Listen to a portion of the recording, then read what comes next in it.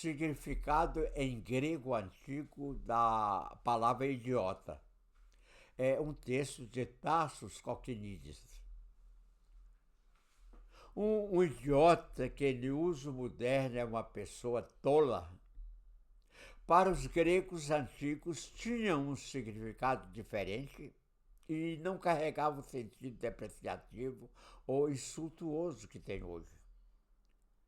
O antigo entendimento grego de idiota referia-se a alguém que era um cidadão privado ou uma pessoa que não participava ativamente na vida pública ou na política.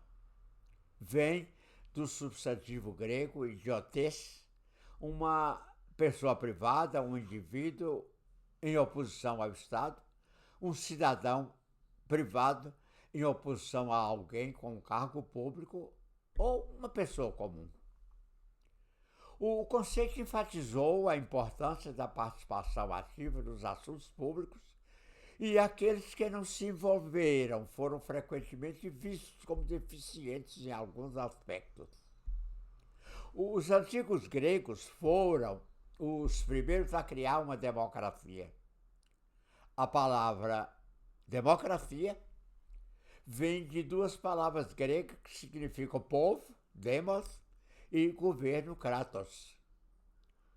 A democracia é a ideia de que o cidadão de um país deve assumir um papel ativo no governo e geri-lo, diretamente ou através de representantes eleitos.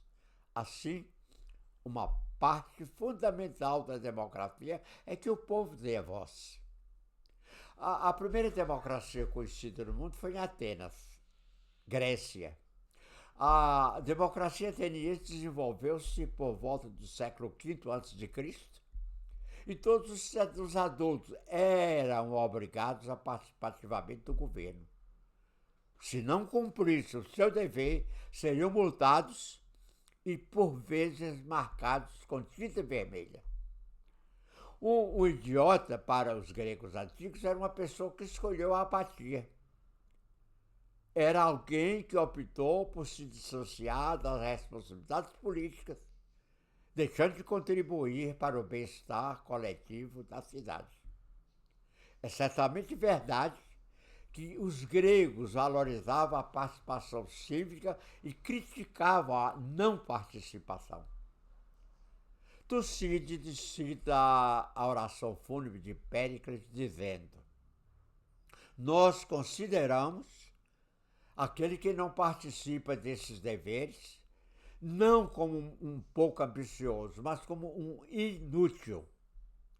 No entanto, nem ele, nem qualquer outro autor antigo usa a palavra idiota para descrever os não participantes ou num sentido depreciativo.